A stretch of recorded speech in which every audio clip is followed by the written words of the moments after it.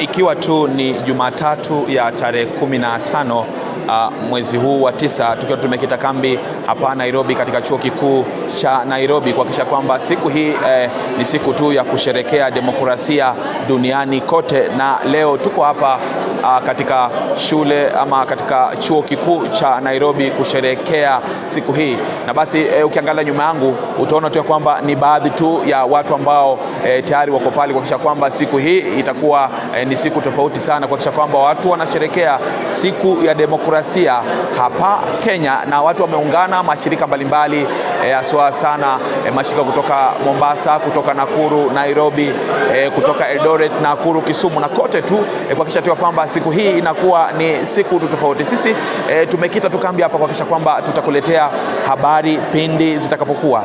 My reflection on the current state of democracy in Kenya, and we have seen from the reports that we shared this morning that Kenya went down one step from being obstructed into a repressive state because of the Gen Z movement that happens 2024, and the government came in very heavy, shrunk the space for participation, cramped on civic voices that is coming up, and also now you can see how they are using terrorism act to charge young people who are picketing and demonstrating for a peaceful cause.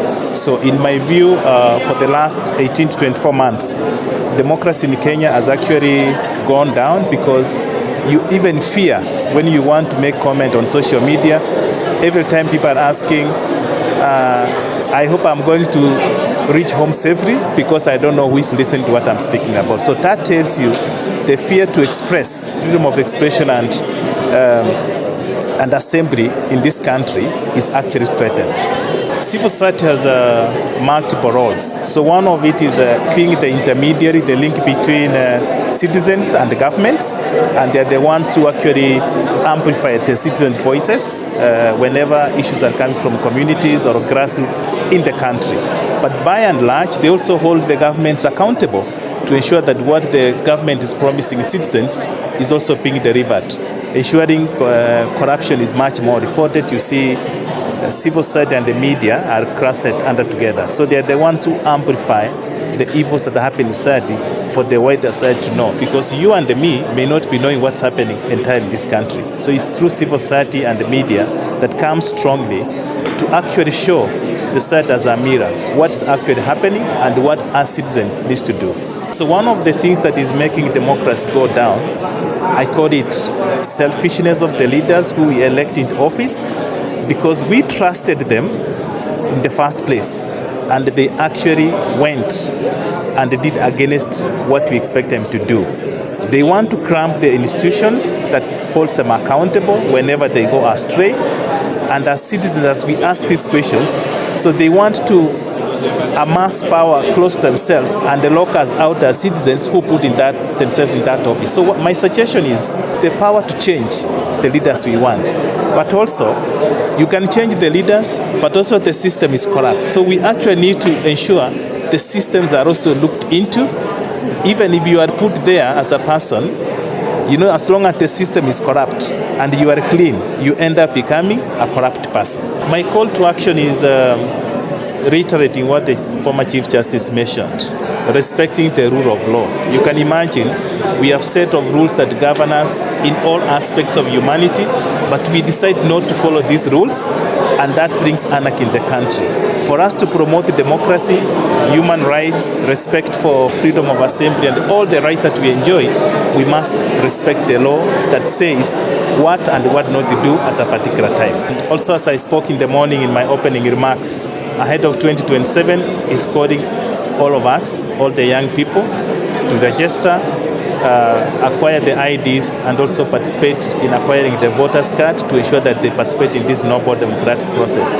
But also call on government to ensure that they are facilitated in this process. You can come out in many numbers, but then the systems are not in place to do registration. That will also be an exercise in futility.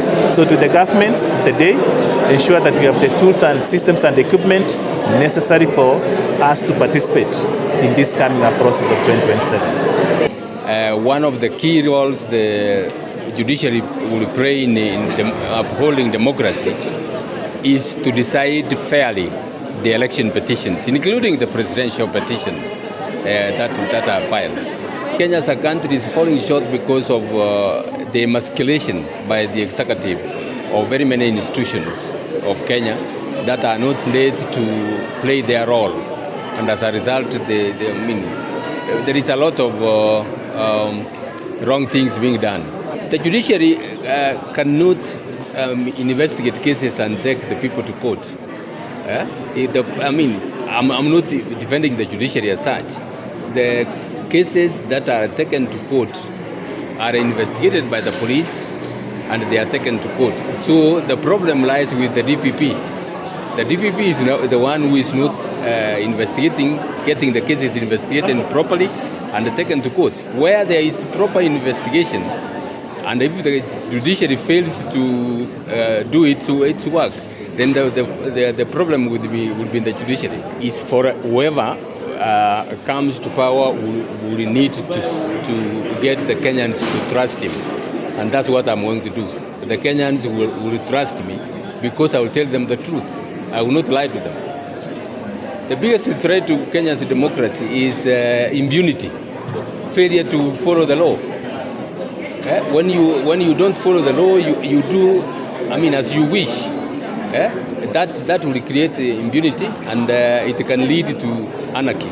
The young people have been articulate, they have been brave, and we praise them. They are the greatest champions. They are brave. They can say it as it is. Quite a number of other leaders will not say, they will look over their shoulders, whether or not anybody is listening. They should continue to champion for democracy so that we have orderly government, a government that is accountable to the people. That's what is required.